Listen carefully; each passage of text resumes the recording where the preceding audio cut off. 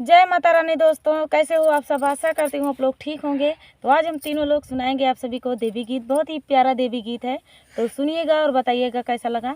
एक चैनल है आरुषि देहाती ब्लॉग, नया चैनल है, आप लोग जुड़ जाइए, रिटर्न आप सभी को मिल जाएगा उससे। और हमारा एक चैनल है रेखा देहाती ब्लॉग, तो उस पर भी जुड़ जाइए। नए नए गीत उस पर पढ़ते रहते हैं और ज़बरदस्त गीत। तो चलिए सुनाते हैं आप सभी को ये प्यारा सा देवी गीत। कौना दुश्मन के कारणवा हो मैया बस गईलू पहाड़वा, कौने दुश्मन के कारणवा हो मैया बस गईलू पहाड़वा।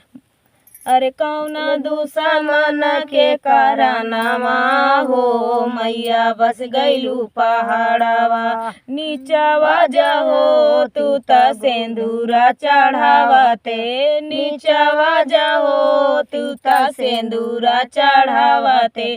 चढ़ता चढ़ता गोड़वा थकले हो मैया बस गईलू पहाड़वा। चढ़ता चढ़ता गोड़वा थकले हो मैया बस गईलू पहाड़वा। कौना दुश्मन के कारणवा हो मैया बस गईलू पहाड़वा। कौना दुश्मन के कारणवा हो मैया बस गईलू पहाड़वा। असुरा दुश्मन के कारणवा हो सेवका बस गईले पहाड़वा। असुरा दुश्मन के कारणवा हो सेवका बस गईले पहाड़वा। नीचवा जाहो त्यूता चूड़िया चढ़ावते, नीचवा जाहो त्यूता चूड़िया चढ़ावते। चढ़ता चढ़ता दैया थकले हो मैया बस गईलू पहाड़ पे। चढ़ता चढ़ता दैया थकले हो मैया बस गईलू पहाड़वा।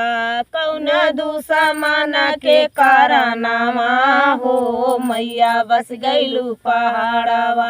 कौना दुश्मन के कारणवा हो मैया बस गईलू पहाड़वा। असुरा दुश्मन के कारणवा हो सेवका बस गईले पहाड़वा। असुरा दुश्मन के कारणवा हो सेवका बस गईले पहाड़वा। अरे नीचवा जाहो त्यूता गोड़ावा दबावते, नीचवा जाहो त्यूता गोड़ावा दबावते।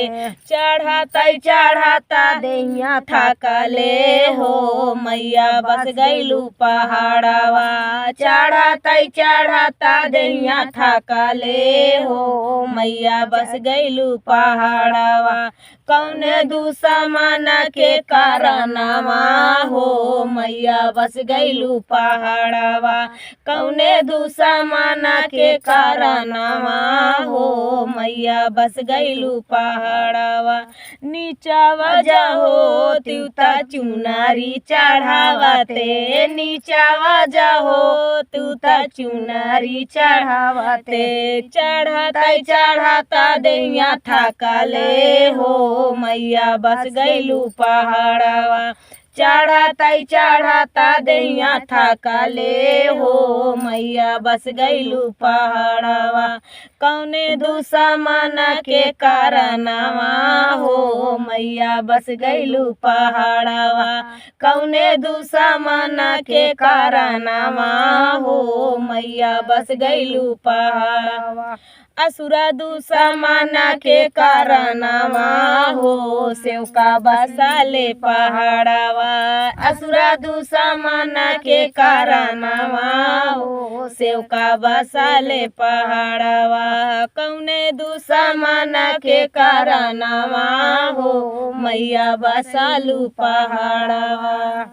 तो दोस्तों ये प्यारा सा देवी गीत आप सभी को कैसा लगा कमेंट में बताना दोस्तों। मिलते हैं नेक्स्ट वीडियो में, तब तक के लिए जय हो माता रानी।